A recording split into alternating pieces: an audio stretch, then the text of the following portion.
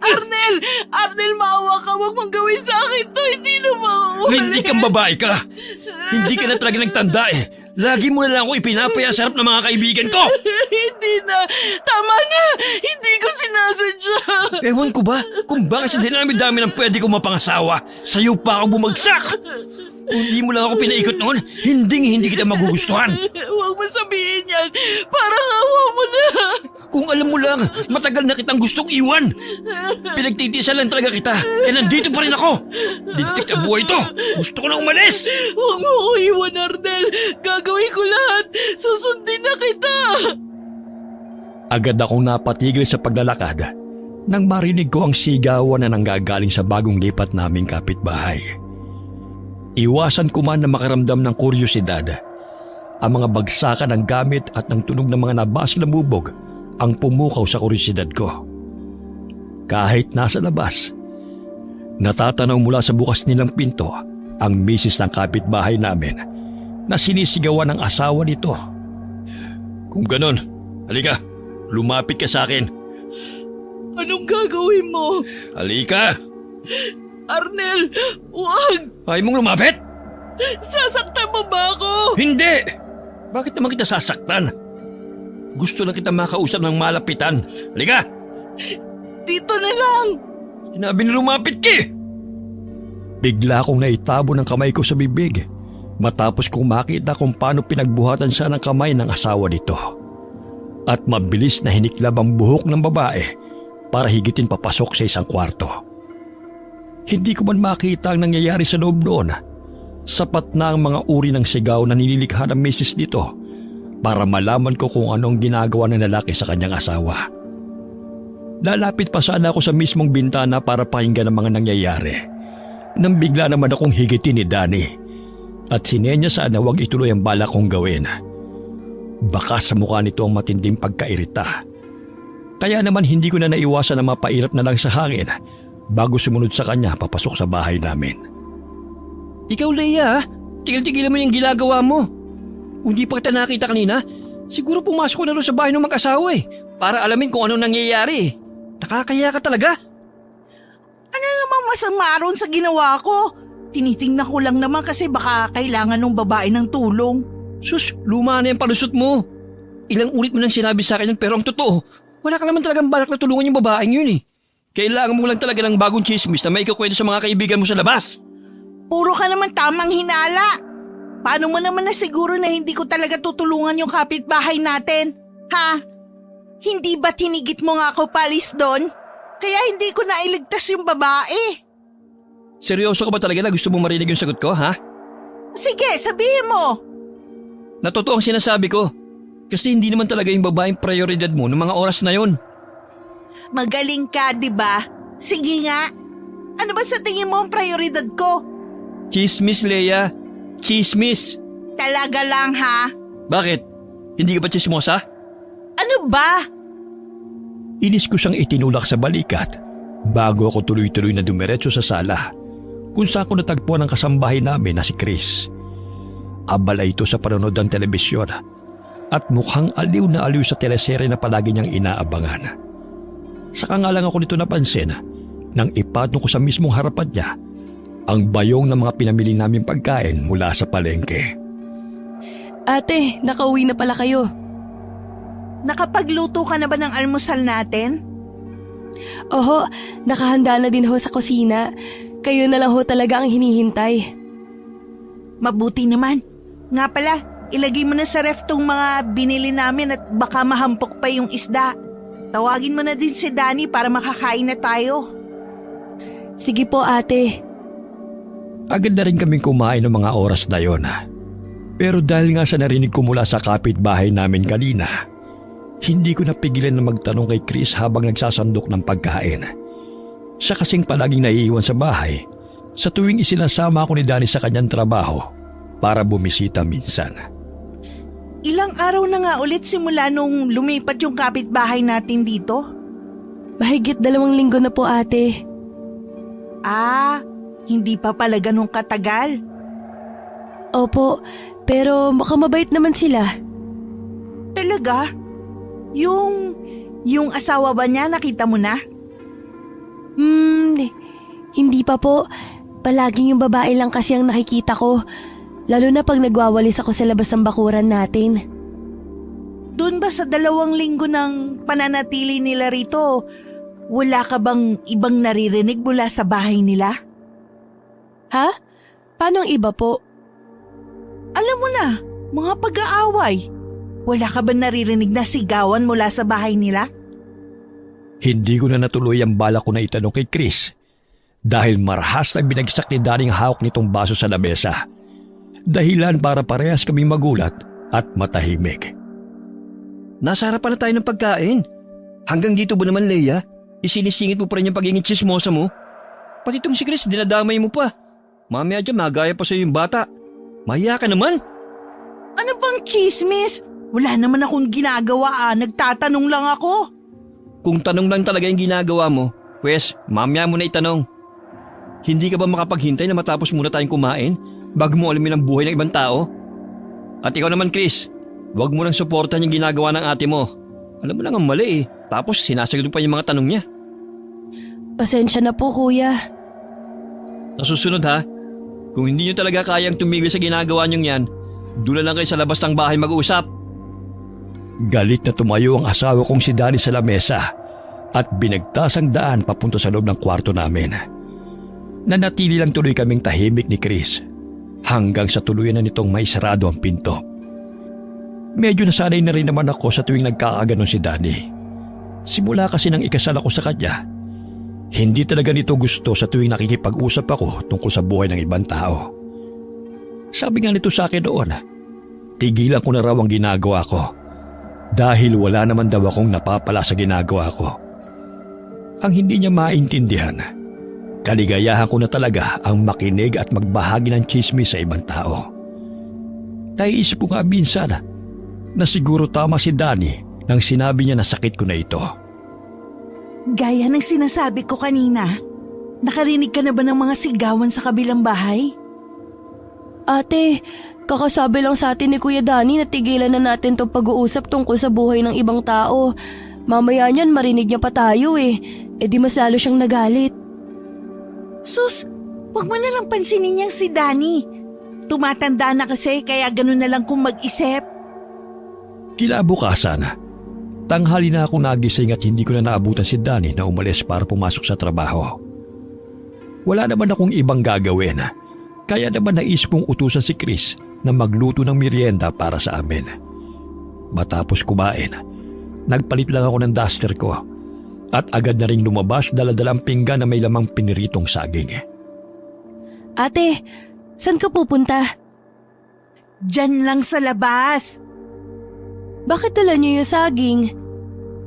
Basta, wag mo itong sasabihin kay Kuya Danny mo ha. Opo. Pagkarating ko sa mismong tapat noong bahay, agad akong kumatok sa pinto habang nakangiti. Hindi naman nagtagal. Bumukas yun at bumungad sa akin ang babaeng nakita ko kahapon na binubugbog ng kanyang asawa. Baka sa mukha nito ang matinding gulat at pagtataka. Kaya naman kagad na din ako nagsalita. Magandang umaga! Ano ang kailangan nila? Ay, wala naman. Nalaman ko kasi na kayo pala yung bago naming kapitbahay. Kaya dumaan ako para bigyan kayo nitong niluto ko merienda. Ganun ba? Saglit lang ha. Medyo magulo kasi ang loob ng bahay namin eh. Pwede ko bang ayusin muna bago kita papasukin? Nako, kahit wag na. Hindi naman ako pihikan at maarte. Magpipilit na sana akong pumasok sa loob ng bahay nito. Pero laking gulat ko nang bigla nitong isinara yung pinto. At para bang nagulat dahil sa ginawa ko. Nakaramdam tuloy ako ng matinding pagkapahiya. Kaya naman pilit na lang akong ngumiti. Pasensya na ha. Hindi lang talaga ako sanay na nagpapapasok sa loob ng bahay namin ng makalat. Saglit lang at bilis-bilis kong aayusin. Pasensya na talaga. Ayos lang. Ilang minuto rin siguro akong nakatayo sa harapan ng pinto nito. Pero hindi naman nagtagal. Bumukas na rin yon. At alanganin ang ngiti ng babae. na inaya ko nito para pumasok sa loob. Ibinigay ko sa kanya yung pinggan ng merienda habang pasimpleng iginagala ang mga mata ko sa paligid ng bahay nito. Napansin ko roon na kakaunti pa lamang ang mga gamit nila sa loob. Mahalata mo talaga dahil doon na bagong lipat lang ang mga ito. Salamat nga pala rito sa dala mo, nag-abala ka pa. Ayos lang, wala yon. Tutal, magkapit-bahay na tayo kaya natural lang na magtulungan, di ba? Ako nga pala si Leia. Ako si Sharon at ito yung mga anak ko. Itinuro ni Sharon ang dalawa niyang mga anak na nakatingin pala sa akin. Kaya naman kagad akong ngumiti sa kanila. Nabanggit din ito na parehas palang matalino ang dalawa niyang anak. Matapos kong maitanong kung nag-aaral ba ang mga bata. Baka sa boses ang matinding pagmamalaki ni Sharon sa kanyang mga anak. Kaya lihim akong napangiti ng mapait habang pinakikinggan ang bawat kwento nito tungkol sa karangalan at medalya na naiuwi ng dalawang bata sa dati nilang paaralan. Ilang oras din itong nagbabahagi ng kwento tungkol sa kanyang mga anak. Umalis na nga lang ang dalawang bata sa sala dahil sa mga sinasabi ni Sharon. Kaya naman naiiling na lang ako at pilit na ngumiti. Ang swerte mo pala sa mga anak mo, Sharon. Sinabi mo pa. Ikaw, may anak ka na din ba? Bigla ko tuloy naalala ang mga nangyari sa amin ni Danny matapos yung mabanggit ni Sharon. Sa ilang taong kasi naming pagsasamang mag-asawa, hindi pa rin kami binibiyayaan ng anak. Akala ko doon kailangan lang namin ng kaunting pang-oras. Pero nagkamali ako. Hanggang sa dumating ang isang araw at kusa na lang sumuko ang asawa ko na sumubok na magkaanak. Naisip siguro nito na may mali sa akin. Kaya ganoon na lang ang ginawa niyang solusyon. Wala pa. Kakakasal lang naman namin at hindi pa namin naiisip ni Danny ang tungkol sa mga ganong bagay. Hindi ka na bumabata, mahirap ang magbuntis. Ikaw din. Ayos lang. Mabait naman yung asawa ko kaya paniguradong aalagaan niya ako. Mabuti ka pa. Napansin ko ang biglaang pananahimik ni Sharon. Kaya naman dahan-dahan akong tumabi sa kanya nang hindi nito napapansin. At maraan siyang tinapik sa balikat, dahilan para lumingon siya sa akin. Ayos ka lang ba? Bakit bigla kang natahimik? May bigla lang ako naalala. Sharon? Bakit? Huwag mo sanang mamasamain ang tanong ko ha, pero aksidente ko kasing narinig ang pagtatalo niyo ng mister mo kahapon. Ayos ka lang ba? Ha? Malapad ang ngiti sa labi ko habang palabas sa bahay ni Sharon. Walang pag-aalinlangan kasi nitong binahagi sa akin ang kwento sa likod ng pag-aaway nila ng kanyang asawa kahapon. Nabanggit nito na lasinggero ang kanyang mister. At dahil malaki ang kinikita sa trabaho nito, palagi siya nitong tinatratong alila sa bahay. Ipinakita rin nito ang lahat ng pasa at galos na kanyang natamo mula sa kamay ng mister. Ate, buti naman at nakauwi ka na. Hinahanap ka kanina pa ni Kuya Danny. Hinaan mo lang yung boses mo. Sorry ate. Nasaan na si Danny? Nasa kwarto niyo po yata. Kamusta pala ate yung pagpunta mo dun sa bahay ng kapitbahay natin? Anong nangyari? Magugulat ka. Sinasaktan pala si Sharon nung asawa niyang lasenggo. Ha? Talaga? Oo. Nakita ko nga yung mga pasa at sugat niya sa katawan. Grabe. Bugbog sarado. Kawawa naman pala siya. Ayos lang yun. Ikaw ba naman biyayaan ng matatalinong anak at asawang may magandang trabaho? Talaga naman lalagyan ka ng Diyos ng kaunting kapintasan sa pamilya. Hindi ka ba naawa ate? Tinitigan ako ni Chris habang tinatanong yon. Kaya naman dahan-dahan akong umiling. Gustuhin ko man na maawa para kay Sharon. Mas nanaigang inggit sa dibdib ko matapos niyang mabanggit ang tungkol sa mister niya na kumikita ng malaking halaga buwan-buwan na halos doble sa sweldo ng asawa ko na si Danny. Hindi ko tuloy napigilan na makaramdam ng inis para sa kapitbahay namin. Naisip ko kasi na masyado silang maswerte kumpara sa pamilya ko. Matapos ko maikwento kay Chris ang lahat ng sinabi sa akin ni Sharon, pumasok na rin kaagad ako sa kwarto namin ni Danny para hanapin ito. Pagkasara ko pa lang ng pinto, agad akong nilingon ng asawa ko habang nakataas ang kilay. Nakipagchismisa ka na naman sa labas? Hindi Leia! Magtrabaho ka na lang dyan. Baka sakaling lumaki din ang sweldo mo katulad ng asawa ng kapitbahay natin. Ano? Wala. Hindi na ako nagsalita pa at agad na rin lumabas ng kwarto. Iniiwasan ko rin na magkasalubong kami ni Danny. Kaya naman naisipan ko na talagang lumabas ng bahay at puntahan ng mga kaibigan ko. Hindi ko na nga rin napigilan na ikwento sa kanila ang mga napag-usapan namin ni Sharon. At gaya nga ng nasa isip ko, nagulat ang mga ito at tuwang-tuwa sa pakikinig. Adik nga sigurong asawa niya. Ewan ko ba rin sa babaeng yun at hindi na lang iwan. Kung ako sa kanya, isinumbong ko na yun sa pulis eh.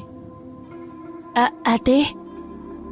Napalingon ako sa bukana ng bahay ng isa sa mga kaibigan ko. Matapos makita ko roon ang katulong namin na si Chris. Kumakhamot ito sa ulo at mukhang naiiya dahil sa pang-iistorbo niya sa akin. Pinapasundo na po kayo sa akin ni Kuya. Sabihin mo, susunod na lang ako. Pero kakain na raw po tayo ng hapunan. Hapunan na ba? Naku, hindi ko napansin ang oras. Mauna na ako sa inyo mga kumare ha.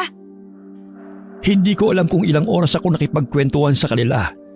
Pero madilim na nga ang buong paligid matapos akong lumabas sa bahay ng kaibigan ko.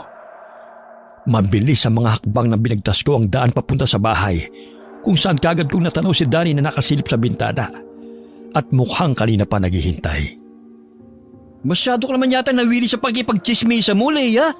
Lumubog na lang ang araw, nasa labas ka pa rin. Pasensya na, hindi ko lang napansin yung oras. Sige, magdahilan ka pa. Kumain na lang tayo, magagalit ka na naman eh. Sa mga araw na nagdaan, palagi akong kinukulit ng mga kaibigan ko kung ano na raw ang balita sa bahay ni Sharon. Kaya naman na magkaroon ako ng libreng oras, muli akong bumisita sa kanya. Sa pagkakataon na yon, tuloy-tuloy na akong pinapasok sa loob ng bahay ni Sharon na tila ba malapit kami magkaibigan. Habang nakikipag-usap, napansin ko ang putok nitong noo at sugat sa labi na pilit niyang itinatago gamit ang ilang hibla ng buhok. Kaya naman hindi na ako nagpaligoy-ligoy pa at agad na nagtanong kung ano ang nangyari. Ayos lang ako, Leia. Hindi ka mukhang ayos sa akin. Tingnan mo nga yung sarili mo. At para ka nang nakipagsuntukan dahil sa mga sugat mo sa mukha. Mahal ka ba talaga ng asawa mo? Mahal ako ng asawa ko. Mataas ang boses na sigaw nito. Kaya medyo napalayo pa ako kay Sharon dahil sa gulat. Nang mapansin niya yon, agad siyang natauhan at mabilis na hinawakan ang kamay ko na para bang natataranta at hindi alam kung anong gagawin. Nag-aalala lang naman ako sa'yo, Sharon. Pasensya na, nadala lang ako ng emosyon. Hindi ko talaga sinasadya.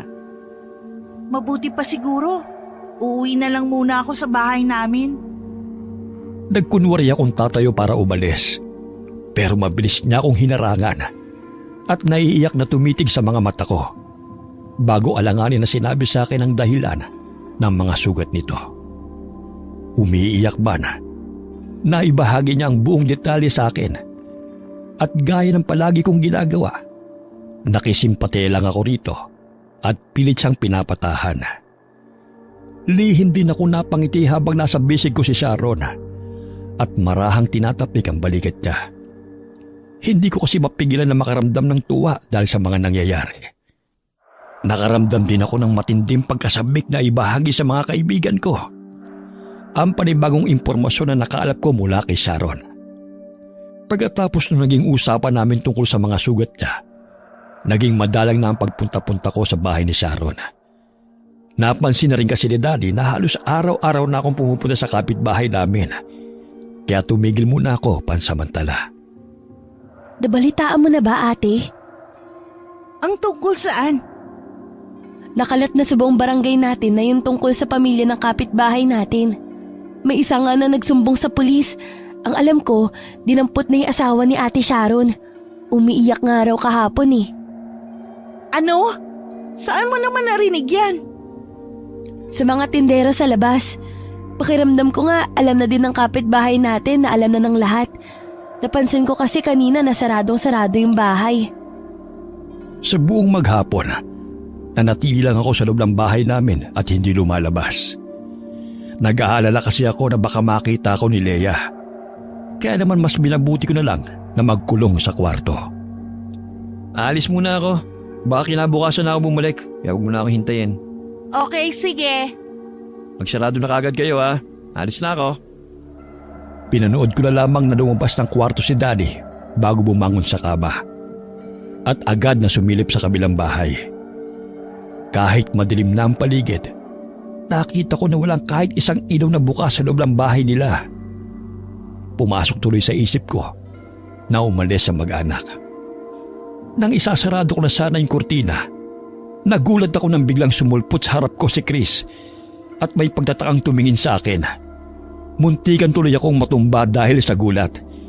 Mabuti na lamang at agad ako nakahawak sa lamesa kaya hindi ako bumagsak.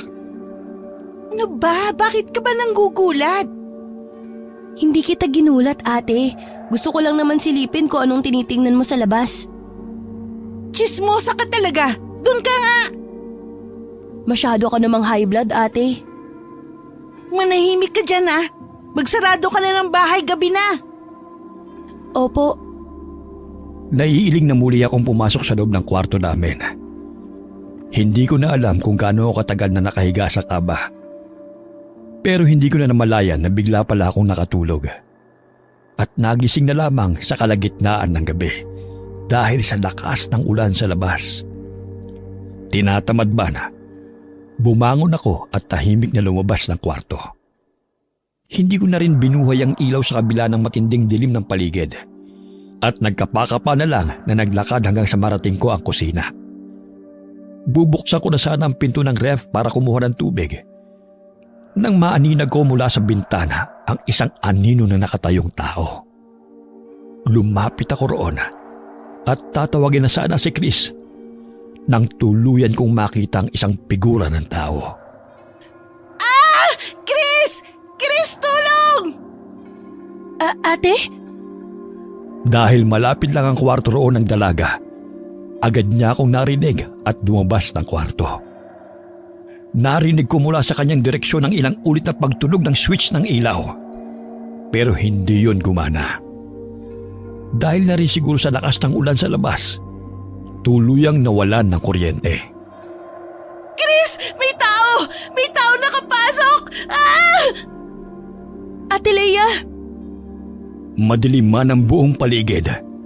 Nakita ko mula sa kaunting liwanag na nagmumula sa mga kidlat sa labas ang isang malaking nilalang na nasa paanan ko. May mapupula yung mga mata at malalaking ngipin. Naging mabilis din ang lahat ng mga pangyayari. Napansin ko na lamang na tumatakbo na ako papalayo habang pilit na lumilingon para alamin kung may sumusunod pa rin ba sa akin. Aswang! Aswang! Ate! Ate Leia! Nasaan ka? Tulungan mo ako! Takot na takot ako ng mga oras na yon. Mahina man pero dinig ko ang kakaibang tunog ng hayop na nasa likuran ko. Dahil na rin sa hindi ko makita yung dinadaanan, hindi na ako nagulat ng tuluyan akong bumagsak sa sahig. Noong mga pagkakataon na yon, tuluyan kong nakumpirma na merong ang nakapasok sa loob ng bahay namin dahil hindi nagtagal. Naramdaman ko ang isang malaking katawan na biglang umibabaw sa akin. Ate! Hindi kita makita! Wag!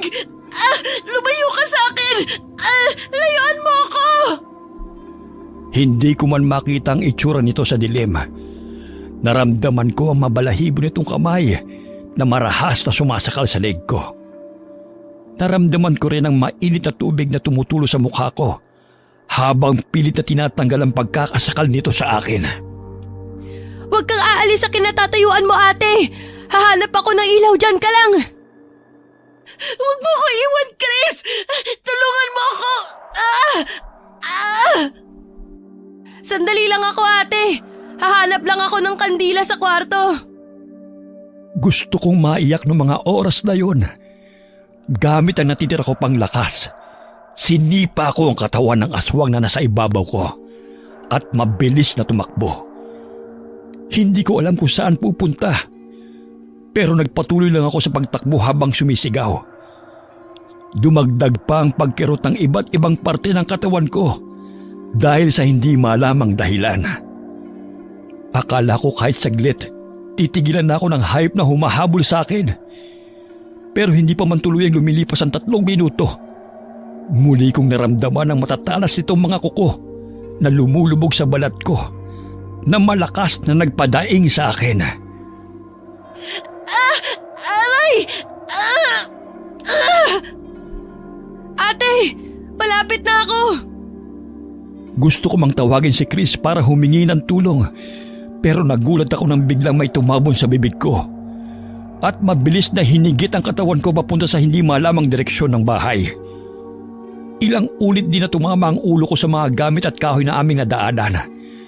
Naramdaman ko na lang na may mainit na likidong umago sa noo ko, kasunod ng pagkaramdam na matinding hilo. Chris, tulungan mo ko. Nasaan ka, Ate Lea? Sumigaw ka para mahanap kita. Nag-aalala na ako. Aray, layuan mo ko. Tama na. Habang sa panahon na nakahiga ako sa sahig at walang kalaban-laban, hindi ko alam kung gaano katagal na umatake sa akin yung nilalang bago ko naramdaman ang kusa nitong pagtigil sa pagkalmot sa tiyan at likod ko.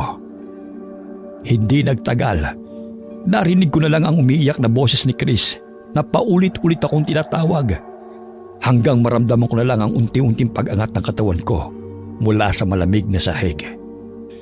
Nahihirapan man, iminulat ko yung mga mata ko para alamin kung ano bang nangyayari sa paligid. Doon ko na malaya na umaga na pala. Nakita ko rin si Chris na nasa tabi ko habang umiiyak at hawak ang isa kong kamay. Sa kabilang parte naman, nakita ko rin si Daddy na mukhang natataranta at hindi alam kung anong gagawin. Ano ba nangyari? Hindi ko po alam, kuya. Bigla na lang ho akong tinawag ni Ate Lea kanina. Wala naman pong kuryente kaya naghanap pa ako ng ilaw namin. Tapos ano? Iniwan ko lang kayo saglit? May nangyari na kagad sa ate mo? Pasensya na po talaga. Hinahanap ko naman po siya kanina. Hindi ko alam na nandito pala si ate. Lintik! Pasensya na po talaga. Pinilit ko magsalita pero ang pagbuka sa labi ko ay naging imposibleng gawin. Wala akong nalikhang kahit isang tunog at para bang trinaydor ako ng buo kong katawan. Nakatitig lang ako sa mga ito at iniintay na matanggap ng katawan ko ang lahat ng nangyayari. Marahan akong binuhat ng asawa kong si Danny papunta sa kwarto namin at inutusan si Chris na kumuha ng mga gamot para sa mga sugat ko. Pagkatapos nila akong magamot, lumabas na ng kwarto ang katulong namin. Kaya naiwan kaming dalawa ng asawa ko sa loob. Ilang oras na naghari ang katahimikan sa amin dalawa bago ko dahan-dahang binuka ang bibig ko para magsalita. Danny, Diyos ko, salamat naman nakapagsalita ka na. Ano nangyari sa'yo? inatake ako ng aswang. Danny, aswang. Ano pa yung pinagsasabi mong aswang? Maniwala ka. Totoong nakita ng 2 mata ko. Huwag mong sabihin na kwento yun sa'yo ng mga kumare mo sa labas na may aswang na rito sa lugar natin. Kaya ang umatake sa'yo, aswang na rin? Ano ba? Maniwala ka nga sa akin. Paano ko maniniwala sa'yo? Kung yung mga lumalabas sa bibig mo ay hindi totoo. Pero aswang talaga ang nakita ko, Danny. Nakita mo na ba yung itsura mo? Mukha kang inatake ng ligaw na hayop. Siguro nga asong ulo din pumasok dito eh. Tignan mo yung itsura mo. Halos mahubara ka na dahil sa mga kalmot. Tapos ano? Sasabihin mong aswang ang may gawa niyan sa'yo?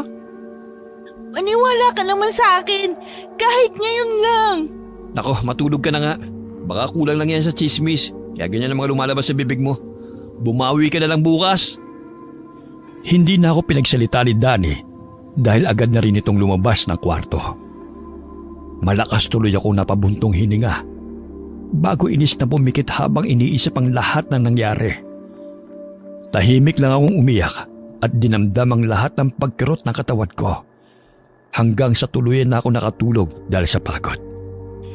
Gaya ng sinabi ng asawa ko, nagpahinga lang ako maghapon at nahiga sa loob ng kwarto.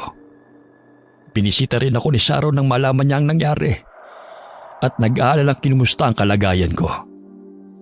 Dala ang ilang kakanin at merienda na luto niya. Nasabi rin ito na ilang araw na pala silang wala sa bahay dahil sa biglaang pagkakakulong ng asawa niya na mukhang hindi naman siya apektado. Salamat sa pagbisita, Sharon. Ano ka ba? Wala yun. Magpagaling ka kagad ha. Namimiss ka na ng mga bata. Hindi ka na raw bumibisita sa bahay. Pupunta ako sa inyo paggaling ng mga sugat ko. Hihintayin ka namin ha. O siya, mauna na ako sa'yo. Gumaling ka sana agad. Salamat. Ingat ka pa uwi. Makalipas ang ilang linggo at agad na rin namang gumaling ang lahat ng sugat ko sa katawan. Simula noong nangyari, palagi na akong binibisita ni Sharon sa bahay at may kung ano-anong dala. Nawiwili tuloy si Chris dito at halos ipagtanggol na sa lahat ng sinasabi ko.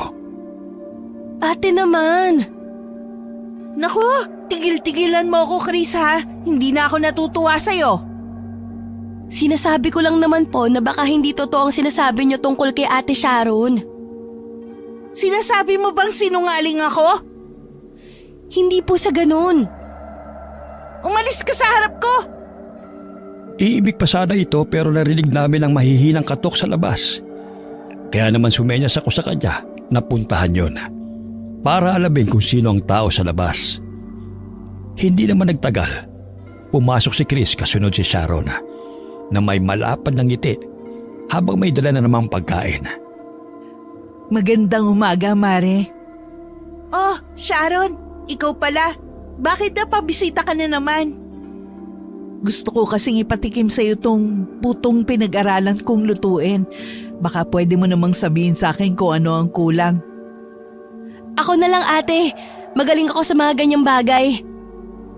Pasensya ka na, Chris. Kay Lea ko lang kasi ipinapakain ang mga niluluto ko.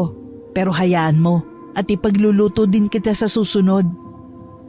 Hayaan mo na, Sharon. Hindi ko din naman mauubos itong mga dinala mo. Pero para sa'yo lang talaga ang mga puto na yan. Kung hindi mo mauubos agad, pwede mo namang kainin kinabukasan, di ba? Oo naman. Salamat ulit sa merienda ha. Araw-araw mo na lang akong dinadalhan. Baka masanay ako niyan. Nakakahiya. Wala yun. Magkaibigan naman tayo, di ba? Oo naman. Dali, tikman mo na tong puto. Napatitig ako sa mukha ni Sharon nang bigla na lang niyang isalpak sa bibig ko ang hawak niyang puto. May malapad itong ngiti na hindi ko maintindihan. Mababaka sa mukha nito ang matinding pagkasabik na matikman ko ang luto niyang merienda. Kaya hindi tuloy ako makaagal at dahan-dahang yunula yung pagkain habang may peking ngiti sa labi. Masarap! Talaga? Walang kulang? O dadagdagan ko pa? Hindi ko alam kung anong tinutukoy niya sa tanong na yon. Pero ang kaninang malapad ng ngiti ay biglang napalitan ng nakakatakot na ngisi. Kaya imbis na sumagot, dali-dali ko na lang iniwas ang mga mata ko sa kanya. Bakit ka nga pala nagluluto ng mga ganito? Gusto ko kasi magnegosyo gamit itong mga niluto kong merienda. At ikaw ang magiging taga-tikim ko. Ako? Bakit ako? Kaibigan kasi kita. Mabait na kaibigan. Lumipas sa mga araw at nasanay na lang ako sa madalas na pamamalagi ni Sharon sa loob ng bahay namin.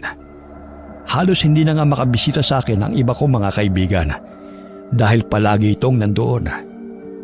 Hinahayaan ko na lang kasi kahit nainis ako sa pamilya ni Sharon, mabait naman siya. Dumaan ang gabi at abala si Chris sa pagbubuhat ng tubig sa banyo. Kaya naman ako na nagsarado ng lahat ng bintana at pinto sa bahay namin. Nang matapos, pumasok na din kaagad ako sa kwarto at agad na nilak ang pinto. Nag-aalala pa rin kasi ako na baka may bigla na namang pumasok doon.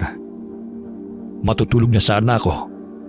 Pero narinig ko si Chris mula sa labas ng kwarto na kumakatok. Kaya naman inis akong bumangon at pinagbuksan siya ng pinto.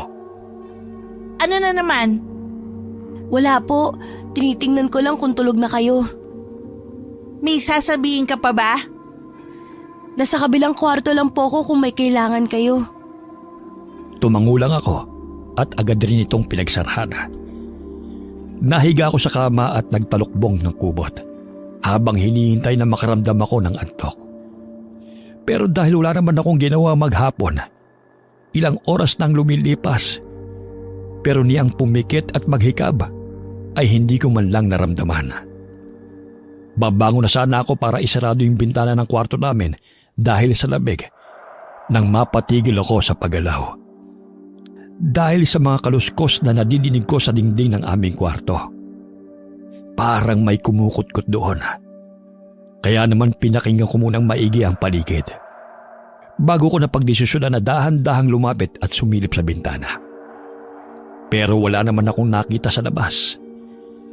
Nang babalik na sana ako sa higaan, agad na nanlaki ang mga mata ko sa susunod kong nakita. Bigla akong natumba sa sahig at nanginginig ang tuhod na hinigit ang katawan ko papalayo sa parting iyon. Kitang-kita ng dalawa kong mga mata ang isang itim na figura ng tao na gumagapang papalapit sa akin mula sa ibabaw ng kama. Katulad ng nilalang na nakita ko noon, may mga nanlilisik din itong mga mata at mahahabang kuko. Ate! Buksan mo tong pinto! Anong nangyayari dyan sa loob? Rinig kong sigaw ni Chris. Kaya naman dali-dali akong tumayo at tinanggal ang kandado ng pinto para papasukin siya. Nang mabuksan, mariin kong ipinikit ang mga mata ko at agad na itinuro yung direksyon ng kama. Nakita mo? Nandyan pa? Ate, wala namang tao. Anong wala? Nakita ko may gumagapang dyan. May tao! Wala po talaga. Baka namalikmata lang kayo sa nakita. Ano ba? Meron nga! Inis kong iminulat ang mga mata ko. Pero gaya ng sinabi ni Chris, wala nga akong nakitang kahit na ano sa loob ng kwarto namin. Malakas lang ang mga tahol ng aso. Pero walang kahit isang tao nga talaga sa paligid bukod sa aming dalawa ni Chris. Nababaliw na ba ako? Ate, Lumabas ka ng kwarto ko! Labas! Pagkatapos nung gabing yon, naging sunod-sunod na ang mga naririnig at nakikita ko sa labas. Sa tuwing lumulubog ang araw, hindi lumilipas ang gabi na hindi ako nakakaramdam ng matinding takot. Hindi ko na lang din sinasabi sa dalawa kong kasama sa bahay ang mga kakatuwang bagay na nangyayari. Dahil sa tuwing tinatawag ko na sila, bigla namang nawawala ang mga nakikita ko sa dilim at sa loob ng kwarto. Ang akala ko, kung hindi ko papansinin ang mga nakikita ko, titigil din pag nagtagal. Pero hindi pa man lumilipas ang 4 na linggo na walang humpay na gabi na may nakikita ko sa paligid. Kinabukasan rin ay may nakitang kakaibang asawa ko sa akin. Ano nangyari sa'yo? Ha? Sabi ko kung ano nangyari sa'yo. Tulala ka na naman. Bakit? Ano nangyari sa akin? Abayon ko sa'yo. Tumitingin ka pa ba sa salamin, Leia? Hindi mo man lang alam kung ano na nangyari sa katawan mo. Saglit nga! Tumayo ko mula sa lamesa at dali-daling tumakbo papasok sa kwarto namin kung saan may malaking salamin. Pagtapat ko pa lang doon, agad na naitabon ko ang dalawa kong mga kamay sa bibig. Matapos bumungad sa akin ang buo kong katawan na namumula at puno ng bakas ng kalmot at kagat na hindi may paliwanag na bakas ng ngipin. Inatake ka na naman ba ng asong ulol? Hindi ko alam. Wala naman ako naramdaman na kakaiba kagabi. Tawagin mo nga si Chris. Chris! Pumunta ka nga rito! Bakit po ate? Ano na namang nangyari sa'yo? Kaya nga pinatawag kita eh. Sinarado mo ba na maayos yung gate at pinto natin kagabi? Opo kuya, itinali ko nga doon ho ng maayos yung bintana sa kwarto ni ate. Hindi mo ba narinig na sumigaw si Leia? Hindi din po. Tahimik naman po yung kwarto niya kagabi pero Pero ano? may mga putik po akong nakita sa kusina kaninang madaling araw. Mukha pong tapak ng pusa. Pusa? Alam mo, hindi ko na talaga maintindihan kung ano nangyayari sa bahay na to eh. Pag hindi chismis, kaguluhan. Manahimik ka na nga lang, Danny. Wala ka na ngang naitutulong kung ano-ano pang lumalabas dyan sa bunganga mo. Wala talaga. Naisip ko nga, baka karma mo na yung mga nangyayari sa'yo, Leia. Puro ka kasi chismis ng buhay ng ibang tao eh. Ano ba? Gamutin mo na yung mga sugat mo. Alis na ako. Yan, umalis ka na. Mas mabuti na wala ka rito lagi sa bahay. Chris, Bakit po? isarado mo na maayos tong bahay ah. At pag sinabi kong maayos, ibig kong sabihin, maayos talaga. At nang hindi na kayo napapasok ng kung ano-anong hayop. Opo kuya. Sige na, alis na ako, Leia. Sa buong maghapon, naglinis lang ako ng buong bahay katulong si Chris. At pagpatak naman ng gabi, nagsarado na rin kagad kami ng bahay sa kanatulog. Kinaumagahan, maaga akong nagising dahil sa matinding init na nararamdaman ko sa katawan. Mabilis akong tumakbo papunta sa kusina at kumuha ng malamig na tubig sa ref. Pero sa pagbagsak ng tubig sa nanunuyong lalamunan ko, mas lalo akong nauhaw. Kumakalam na rin ang tiyan ko sa gutom. Pero hindi pa naman gising si Chris at wala pa itong naihahandang pagkain sa lamesa. Pinipigilan man ang sarili. Kumuha ako ng isang baunan sa ref at basta na lang binuksan yon. Doon, bumungad sa akin ang laman noong adobong karne. Kaya naman kagad ko yung isinalpak sa bibig ko at mabilis na nilunok. Halos maubos ko na ang laman noon. Pero nagulat na lang ako nang biglang sumulpot si Chris at marahas na inagaw sa akin ang hawak kong lalagyan. Ano ba? Akin na nga yan. Ate, bakit mo to kinakain? Bulok na po to. Anong bulok? Hindi pa naman ah. Bulok na to. Itatapon ko na nga sana to kahapon pero nakalimutan ko lang ilabas sa ref. Naku, mamaya niyan malason ka pa. Hindi mo ba naaamoy? Hindi. Akala ko ayos pa kaya kinain ko. Lagot na naman po ako nito kay kuya pag may nangyari sa inyo. Bakit niyo naman po ba kinain? Nagugutom ka na ba ate? Oo, akala ko tulog ka pa kaya naghanap na lang ako ng pagkain sa ref. Naku naman, dapat tinawag niyo po ako. Nagugutom na kasi ko kanina pa. Saglit lang at ipagluluto ko kayo.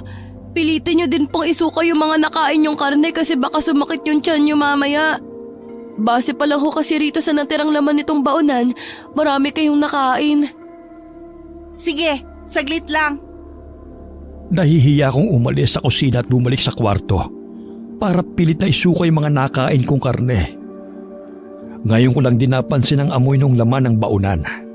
At doon ko lang nakumpirma na totoo nga ang sinasabi ng dalaga. Bulok na yung kinain ko. Bulok na bulok. Habang nakaharap sa lababo, pilit ko mang sinusundot ang lalamunan ko gamit ang daliri para dumuwal. Hindi pa rin talaga inilalabas ng katawan ko ang mga bagay na dapat nitong ilabas. Naluluha na lang ako pero wala talagang nangyayari. Kaya naman kahit nandidiri, nagmumug na lang ako. At agad na rin lumabas.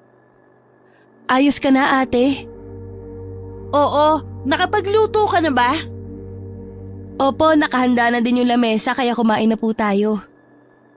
Naupo kaming dalawa at bumungad sa akin ang napakaraming pagkain sa lamesa. Sinandukan ako ni Chris ng kanin at lalagyan na sana yun ng ulam. Pero kahit ako'y nagulat matapos kong agawin ang hawak nitong pinggan.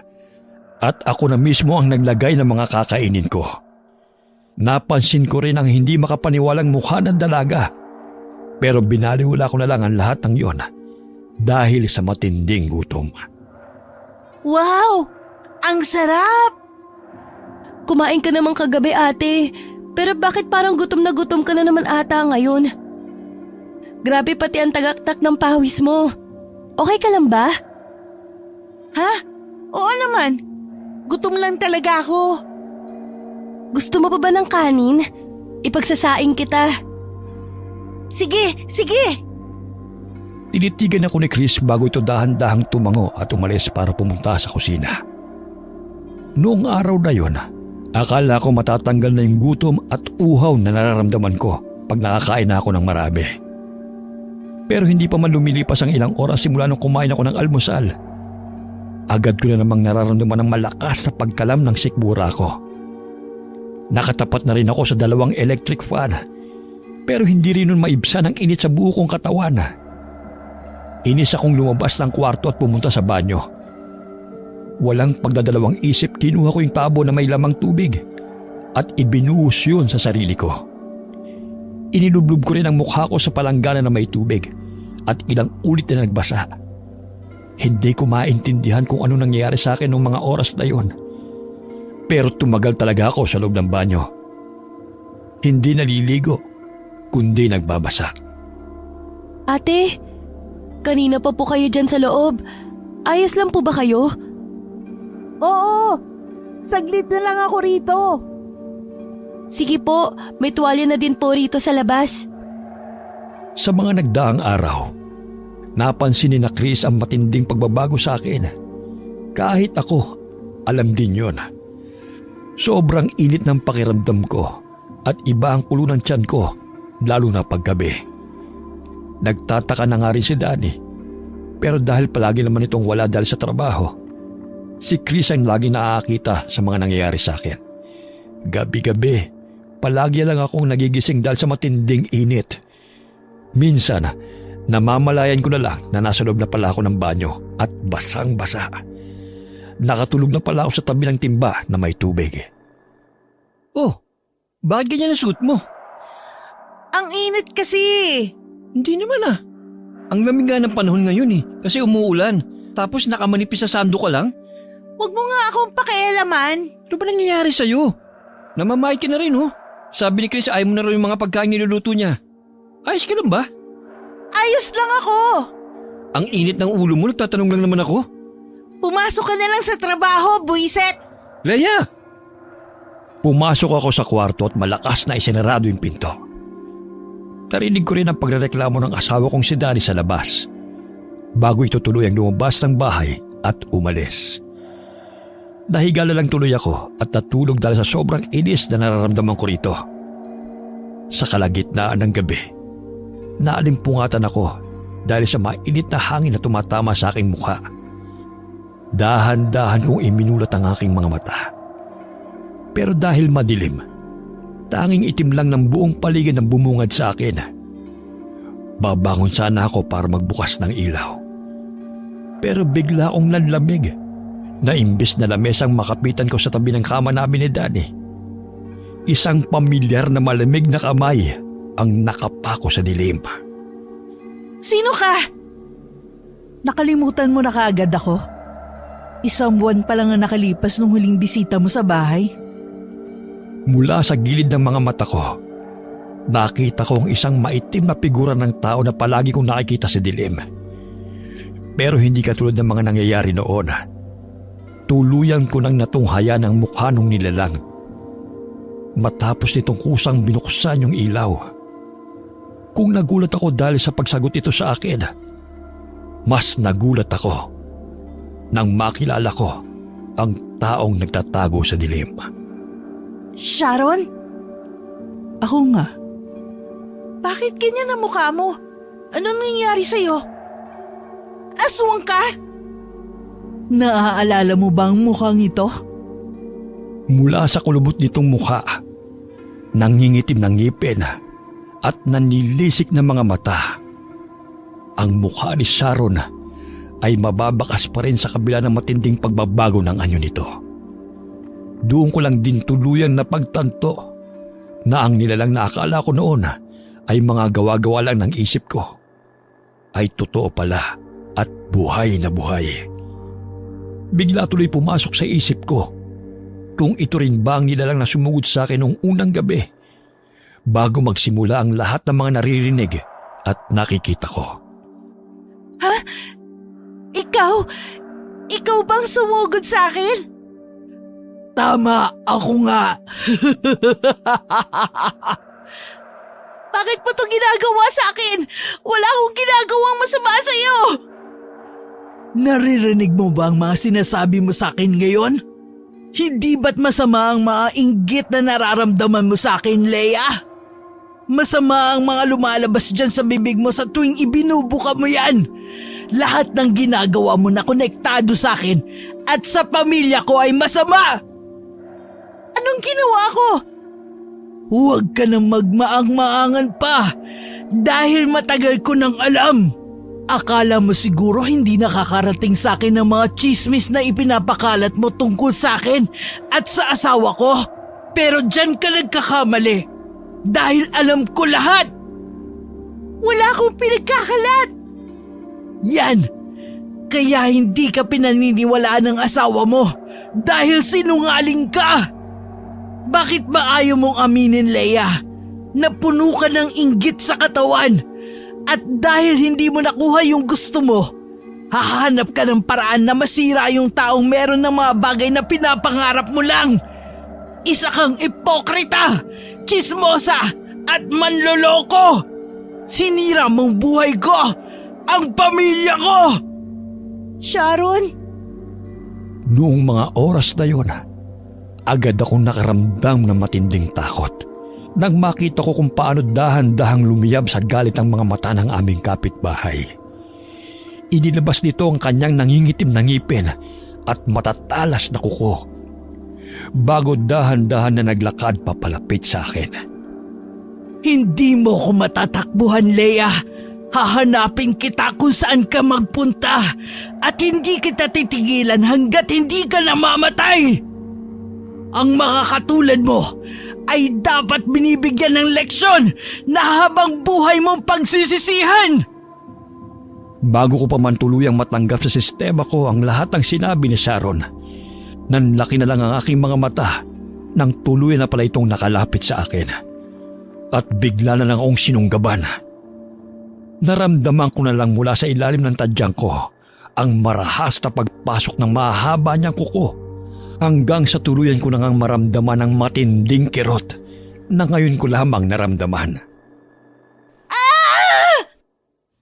Nakita ko ang dahan-dahan ng pagpatak ng laway niya sa mukha ko na pilit kong iniwasan. Pero marahas na hinawakan niya ang mukha ko at madiin ang kapit na iniharap niya ako sa kanya. Hindi ko na nagawa pang umiwas ng maramdaman ko na tumulo na nga ang mainit niyang laway sa pisngi ko. Bibigyan kita ng regalo na hindi mo matatanggihan. Wag! Parang awa mo na! Tuluyan na nanlamig ang buo kong katawan nang bigla niyang ibuka ang bibig ko. At tuloy-tuloy na tumulo sa loob ng bunganga ko ang lahat ng laway na lumalabas sa kanya. Pilit man akong umiwas at umalis sa kapit niya. Para bang nangimi ang buo kong katawan na naging resulta ng pagiging paralisado noon sa buong nangyayari. Ang tanging nagawa ko na lang ng mga oras na yon ay ang dahan-dahang pumikit habang mahinang umiiyak. Leia! Leia! Leia, gumising ka! Leia! Humahangos na napabangon ako sa kama matapos kong marinig ang sunod-sunod na tawag sa akin ni Danny. Nang matauhan, agad kong inilibot sa buong paligid ang mga mata ko para hanapin si Sharon. Pero ang tanging bumungad sa akin ay ang asawa ko na nakakunutang noo at mukhang alalang-alala. Danny, umalis na tayo rito! Aswang si Sharon! Ano ba pinagsasabi mo? Nananaginip ka pa rin ba? Maniwala ka sa akin! Aswang ang kapitbahay natin, Danny! Umalis na tayo rito, lumipat na tayo ng bahay! Tumira tayo sa malayong lugar kung saan hindi niya tayo masusundan! Ano ba? Hindi kita maintindihan eh. Kung ano-ano sinasabi mo. Totoong sinasabi ko! Panaginip lang yan. Maniwala ka sa akin! Manahimik ka na nga. Puro ka kasinungalingan eh. Lumabas si Danny sa kwarto namin. Kaya naman inis akong naghilamos ng mukha at nagulat na lang ako nang maramdaman na basa ang aking mukha. Hindi sa pawis, kundi sa kakaibang likido. Nagkaroon tuloy ako ng pagdadalawang isip kung totoo ba ang lahat o panaginip lang talaga, tulad ng sinabi ng asawa ko. Kinabukasan, hindi ko kinausap si Danny pagkatapos ng pag-aaway naming dalawa. Pinilit ko siyang iniwasan na naging madali lang namang gawin dahil palagi naman siyang umaalis para pumasok sa trabaho. Matulog ka na. Sige po, magpahinga na din po kayo mamaya. Oo, ako nang bahala na magsarado sa bahay. Pagpasok sa kwarto ni Chris, agad akong tumakbo papunta sa banyo at nagbuhos ng tubig sa katawan. Paglubog na paglubog pa lang kasi ng araw, nakaramdam na ako ng kakaibang nangyayari sa katawan ko. Kaya naman pinilit ko talaga na patulugin na kagad ang kasambahay namin para hindi nito makita ang nangyayari. Hindi ko rin alam kung bakit, pero para bang magliliyab ang buo kong katawan ng gabing yun. Kahit ilang beses na akong nagbuhos ng malamig na tubig sa katawan, hindi matanggal ang init na nararamdaman ko. Hanggang sa namalayan ko na nga lang na naglalakad na pala ako papalabas ng bahay. Nasa tapat pa lang ako ng pinto nang bigla kong marinig si Chris na nagtatawag. Kaya mabilis akong lumingon. Bakit? Saan po kayo pupunta? Ha? Wala. Isasarado ko lang sana itong gate natin. Akala ko po kasi lalabas kayo ng bahay na ganyan ang itsura. Basang-basa ka kaya, ate? Hindi. Nagbuhos lang ako kanina kasi maliligo na sana ako. Tapos naalala ko na hindi ko pa pala nasasarado itong gate. Kaya dali-dali muna akong lumabas. Ganun po ba? Oo nga pala. Bakit gising ka pa? Narinig ko po kasi nabukas yung gripo natin sa banyo, kaya bumangon muna ako para isara. Tapos, nakita ko nga po kayo rito. Magpahinga ka na. Sige po ate, matutulog na ako. Hinintay ko muna na pumasok sa loob si Chris at patayin niya yung ilaw ng kwarto niya bago ko muling binuksan yung gate at dali-daling tumakbo papalabas. Hindi ko maintindihan kung bakit ko yun ginagawa. Kusa na lang na naglakad ang mga pako papunta sa madilim na bahagi ng kalsada. Ipinikit ko na rin ang mga mata ko nang marating ko na ang pinakamadilim na bahagi ng lugar. Para bang bigla na lang ako nakatulog at nagising sa isang panaginip matapos kong maramdaman ang matinding lamig na ilang linggo nang hinahanap ng aking katawan. Hindi ko na alam kung anong nangyari matapos akong pumikit ng mga oras na yon. Pero nagising na lang ako sa kalagitnaan ng gabi na nasa loob na ng kwarto namin. At masakit ang buong katawan dahil sa hindi matukoy na dahilan. Bumangon ako sa kama para sana lumabas. Pero pagdikit pa lang ng mga pako sa sahig, agad akong napayuko dahil sa malagkit na likido na natapakan ko. Doon ko nakita ang isang patay na pusa. Ang katawan nito ay bukas at halos umagos na ang dugo na lumalabas sa katawan nito papunta sa mismong pinto ng kwarto namin. Hindi naman nagtagal. Bumukas yun at tumambad sa akin si Chris na humahangos at mukhang alalang-alala dahil sa pagsigaw ko. Ate, ano pong ginawa mo? Anong? Dahil katapat ng salamin ang higaan namin ni Danny, nanlaki ang mga mata ko matapos kong makita ang sarili kong refleksyon na napupuno ng dugo ang katawan. Mula sa bibig, pababa sa leg ko, hanggang sa laylay ng damit ko ay may bakas ng dugo. Ate, Ano nangyayari sa akin? Hindi ako may gawa nito. kumalma po kayo. Baka may pumasok lang na hayop o di kaya naman ho ay... Baka na lahat to ni Sharon. Humanda siya sa akin. Ate! Saan ka pupunta? Sa kabila ng itsura ko ng mga panahon na yon, mabilis akong tumakbo papalabas at pinuntahan ang bahay ni Sharon. Wala na akong pake kung alanganin na ang oras. Pero desidido talaga ako nakatukin ang bahay niya dahil sa matinding galit na aking nararamdaman. Sharon! Lumabas ka dyan! Harapin mo ko! Sharon!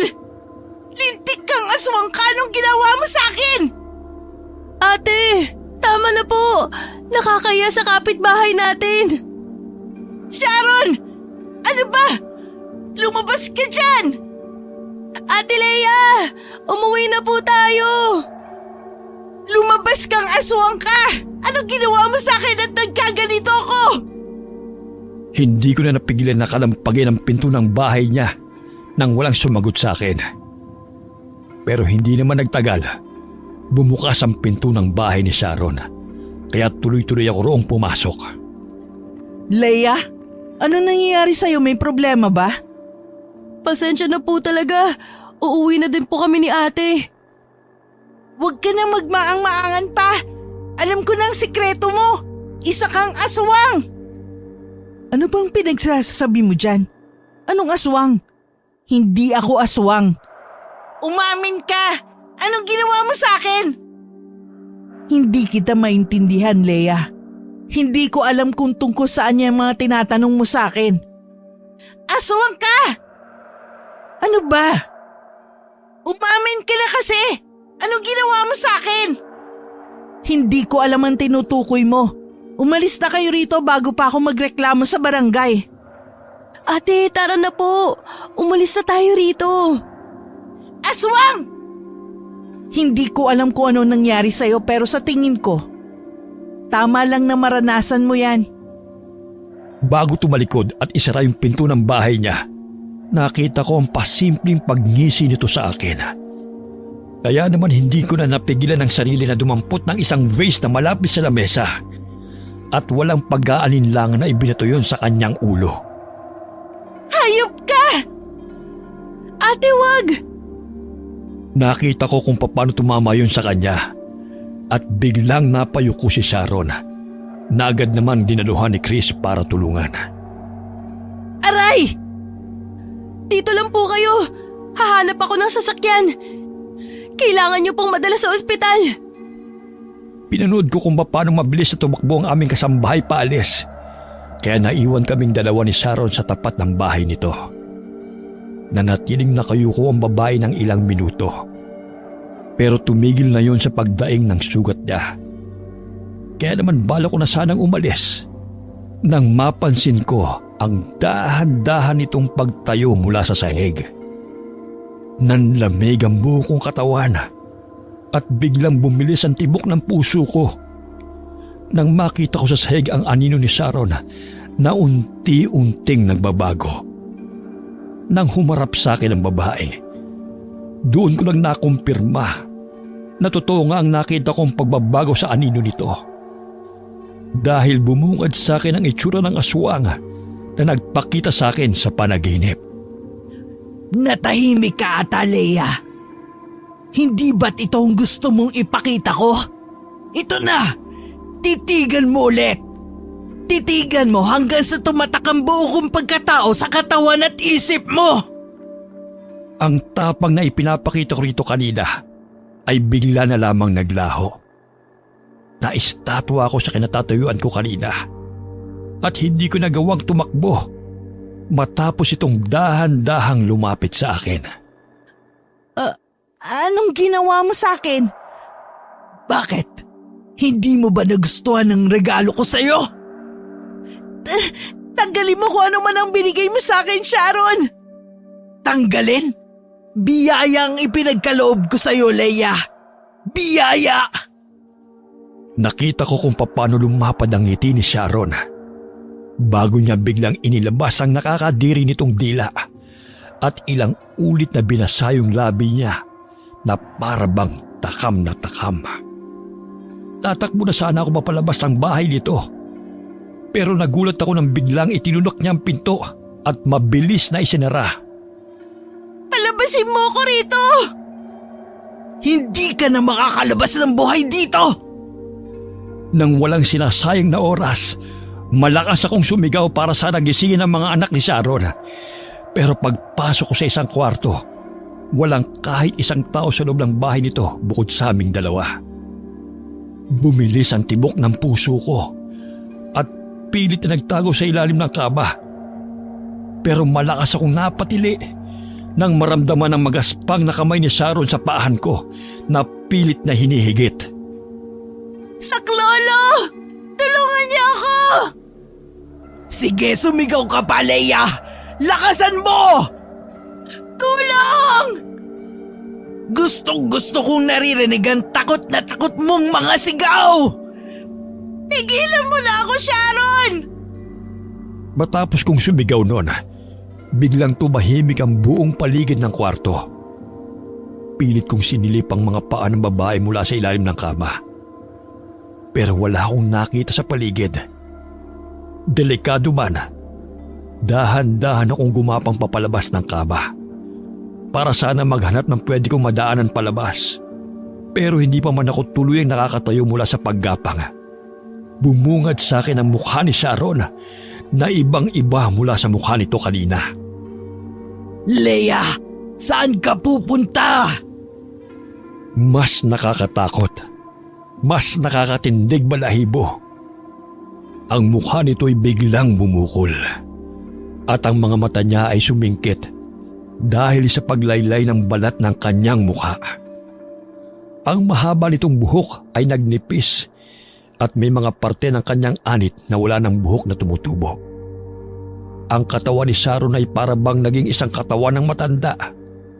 Matandang malapit nang mamatay.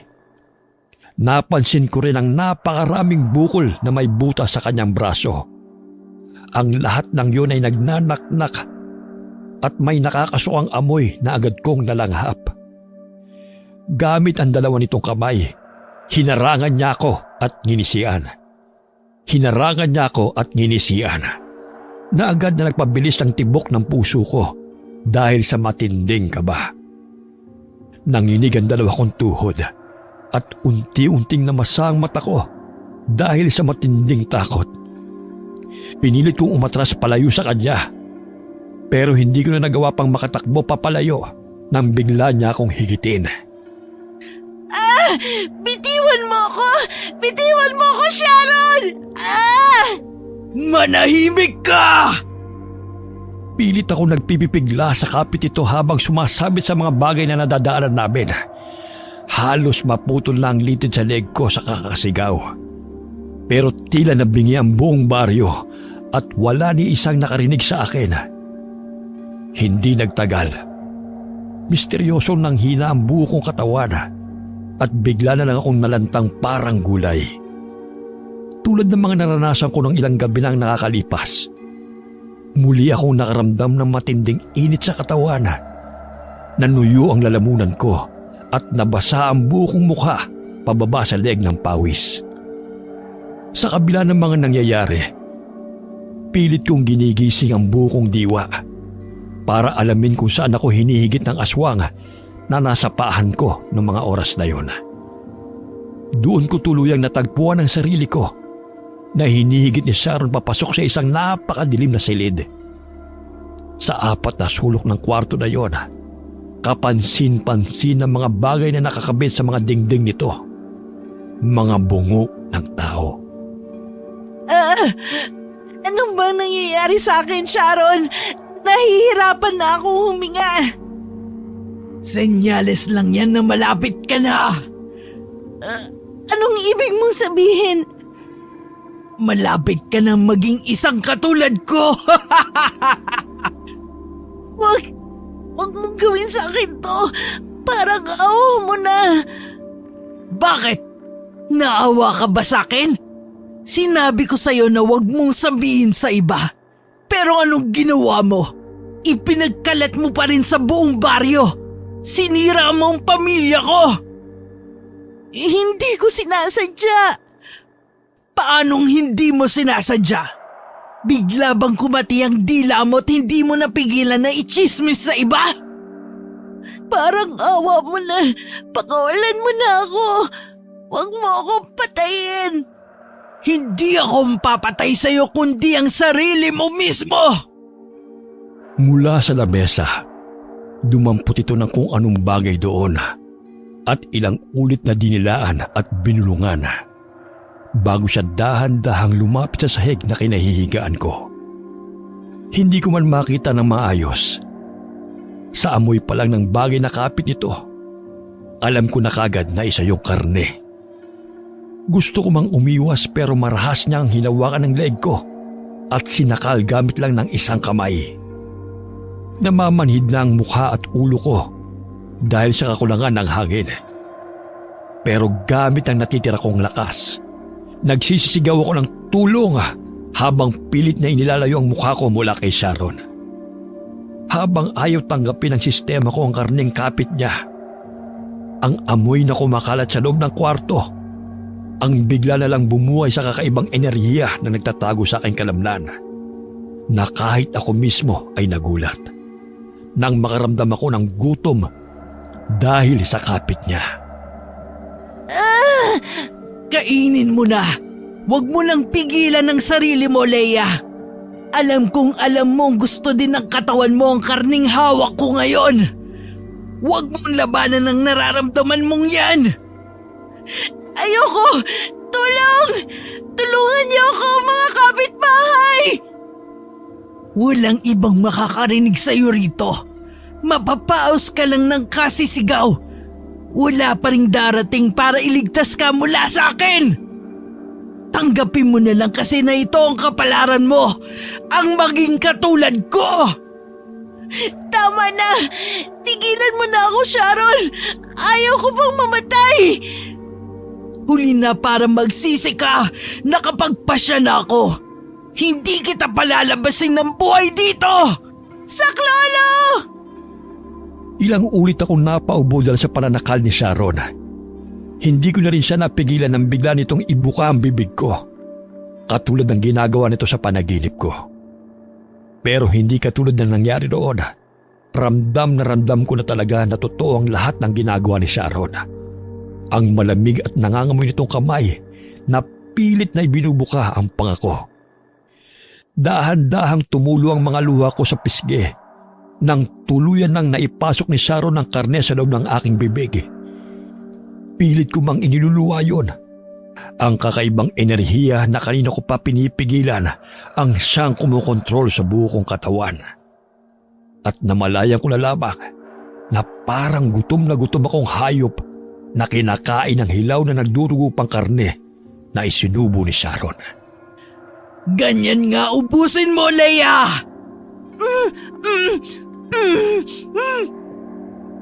Bago ko tuluyang malunok ang karneng nasa bibig ko, lumuwa ang aking mga mata nang maramdaman ko ang matatalas na kuko ni Sharon na nakasaksak na sa loob ng tagiliran ko. Umagos ang mainit na likido sa tiyan ko hanggang sa dumikit yon sa damit ko at binasa ng mapupulang dugo ang buo kong bestida. Tuluyan akong napasigaw ng malakas dahil sa sakit. Pero pinanood lang ako ni Sharon habang tumatawa ng malakas. Maras niyang hinugot ang kanyang kamay mula sa loob ko at akmang ipapasok ulit yon. Pero napatigil sa ere ang kamay niya nang biglang pumasok sa loob ng kwarto ang humahangos na si Danny. Bitiwan mo ang asawa ko! Danny, tulungan mo ako! Nanlalabo man ang mga mata. Nakita ko kung paano mabilis na tumakbo ang asawa ko papunta sa aming direksyon. At biglang itinulak paalis sa ibabaw ko si Sharon na mukhang hindi pa nakakabawi sa matinding gulat. Dinaluhan ako ni Danny at agad na binuhat. Pero hindi pa man tuluyang umangat ang katawan ko mula sa sahig na nababasa na rin sa sarili kong dugo. Sumugod si Sharon at inilabas niya ang matatalas nitong pangil. Hindi kayo makakalabas dito ng buhay! Sinira niyo ang pamilya ko kaya pareho ko kayong papatayin! Ito ang hatol ko sa asawa mong tsismosa! Wag! Lumapit ito sa amin at ibinuelo ang kamay niya na may mahahabang kuko papunta sa katawan ni Danny na agad niyang nailagan. Kumuha ang mister ko ng isang upuan at walang pag-aalinlang na inihampas yun kay Sharon na agad naman tumumba sa lupa. Nang mapahiga to sa sahig, hindi pa rin tinigilan ni Danny ang paghampas dito hanggang sa makita niya ang dugong umaagos sa noo ni Sharon. Doon lamang siya tumigil. Mabilis niya akong nilapitan at binuhat bago tumakbo papunta sa may pinto. Akala ko ng mga oras na yon, maliligtas na kaming dalawa. Pero agad kong nahigit ang hininga ko nang muling lumitaw si Sharon sa harapan namin. Tumutulo pa rin ang dugo sa noo nito. Pero may nakakatakot na ngisi ang babae sa labi habang nakatitig sa aming dalawa. Hindi kayo lalabas! Tama na, Sharon! Itigil mo na ito! Walang lalabas! Ang maputlang mukha niya ay unti-unting napuno ng dugo at ang puro bukol na braso nito ay nagkaroon ng mga ugat. Umalingaw-ngaw sa buong bahay ang nakakatakot at kahindik-hindik na atungal nito na para bang nagtatawag ng kapwa niya aswang na nagpahigpit sa hawak ko kay Danny. Takot na takot ako noong mga oras na yon at hindi ko alam kung anong gagawin. Patuloy sa pagtulo ang dugo sa sugat ko na nagpadagdag sa panghihina ng katawan ko noong mga panahon na yon. Akala ko susugurin na kami nito. Pero nagulat ako nang naunang tumakbo si Danny papunta sa direksyon ni Sharon na nagpapikit sa akin dahil sa takot. Lalabas kami rito ng buhay! Danny! Hindi ko alam kung anong sumunod na nangyari. Pero narinig ko na lang sa paligid ang malakas na pagbagsak ng isang bagay. Hindi kami, kundi si Sharon. Dahil pagmulat na pagmulat ko, nakita ko na lang na nasa harapan na kami ng pinto ng bahay nito at handa nang lumabas. Nanatili akong tahimik habang mabilis na itinatakbo ako ng asawa ko papalayo. Pero hindi kalaunan, nang marating na namin ang kabahayan ng barangay namin, nagsimulang magsisisigaw si Danny na gumising sa mga naihimbing na residente. Tulungan niyo kami! Inatake kami ng aswang! Aswang ang kapitbahay namin! Tulong! Akala ko hindi gaganang ginagawang pagsigaw namin. Pero nagulat ako na magsilabasan sa bahay ang mga tao. Dala ang kani-kanilang gasera at itak. Nang makita kami nito, agad na tumungo ang mga tao at walang salisalitang sinugot ang direksyon kung saan nakatayo ang bahay ni Sharon. Noong mga oras na yon, gustuhin ko mang lingunin kung anong gagawin ng mga tao. Pero ang kirot na nararamdaman ko sa tagiliran ay hindi ko na nagawa pang indahin. At tuluyan akong nawala ng malay sa bisig ng asawa kong si Danny. Hindi ako sigurado kung gaano katagal o kahaba ang tulog na ginawa ko. Pero nagising na lang ako sa loob ng isang hindi pamilyar na kwarto. Baliwanag na ang buong paligid at mukhang tanghali ang tapat na. Inilibot ko ang mga mata ko sa paligid hanggang sa mapatigil yon sa kasambahay namin na biglang nagbukas ang pinto ng kwartong kinaroroonan ko. Dala ang isang palanggana na may lamang tubig. Ate? Kuya! May malay na po si Ate Leia! Chris, Buti naman nagising ka na. nasan tayo? Nasa bahay tayo ni nanay. Dito kita dinala dahil mas ligtas tayo rito laban sa mga katulad ni Sharon. Delikado na masalinan tayo ng laway niya. Kumusta palang pakiramdam mo? Medyo nauuhaw ako. Chris, ikuha mo nga sila na mainom sa labas. Sige po! Pagkalabas ng kasambahay namin, agad na hinawakan ko ang kamay ni Danny para kunin ang atensyon nito. Tumingin siya sa akin at matagal na nanahimik.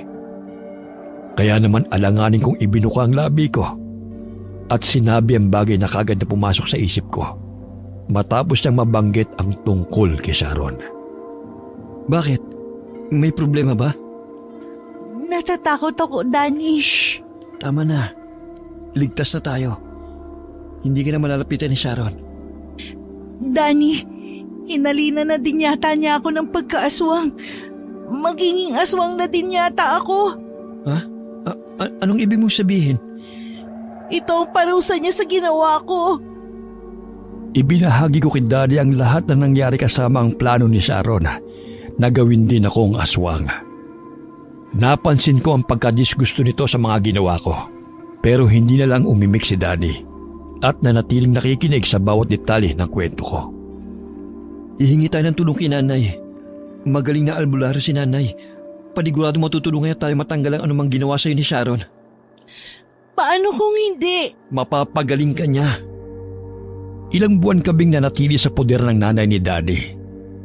Sa bawat oras na lumipas, hindi ako hinayaan ng asawa ko na tuluyang matulad kay Sharon. Iginapag niya ang paghahanap ng mga sari-saring halamang gamot at bato na pinapahanap sa kanya ng nanay niya. Mahirap, masakit, at matagal. Pero hinabaan namin ang aming pasensya at hinintay na dumating ang araw na tuluyan akong gumaling. Hindi man namin sigurado kung kailan o kung gagaling ba talaga ako. Pero nagtiwala kami mag-asawa sa kakayanan ng albularyo. Hanggang sa dumating ang isang araw na hindi namin inaasahan. Narinig ninyo? Pwede na tayong umuwi, magaling na ako. Masaya po ako para sa'yo, ate. Salamat sa Diyos. Magaling na ako. O sige na, mag-impake na kayo. Aalis na tayo mamaya. Hindi na kami nagpatumpik-tumpik pa at agad na rin kaming nagbiyahe pabalik sa aming bayan. Pagtigil pa lang ng sasakyan sa harapan ng bahay namin, agad na bumungad sa amin ang bahay ni Sharon na naabo na at tanging simentong dingding na lang nito ang natira. Hala, anong nangyari? Sabi ng mga kabarangay natin, sinunog daw nila ang bahay na yan para hindi na raw bumalik dito yung pamilya nila. Anong nangyari kay Sharon? Nakatakas daw. Pero huwag ka mag-alala. Hindi na tayo mababalikan niya dahil nilagyan ka ni Nanay ng pangontra laban sa aswang. Ligtas na tayo rito. Sa madaling salita, matapos nung lahat na nangyari, hindi ko na muling nabanggit ang tungkol sa kapitbahay namin. Iniwasan ko na din ang magkwento sa mga kaibigan ko. Ginusto ko na lang na ilaan ang lahat ng oras ko sa bahay. Ginusto ko magbagong buhay pagkatapos ng karma na aking hinarap noong taon na yon. Nakita ng lahat ang pagbabago at pagsisisi sa aking mga mata sa ginawa ko noon kay Sharon. Hindi nagtagal, nagbunga ang palagi kong pananatili sa loob ng bahay kasama si Danny. Kaya minabuti kong tuluyan ng magbago para sa ikabubuti ng lahat. Lalo na nang malaman ko na nagdadalang tawa ko at magiging magulang na kami. Wakas.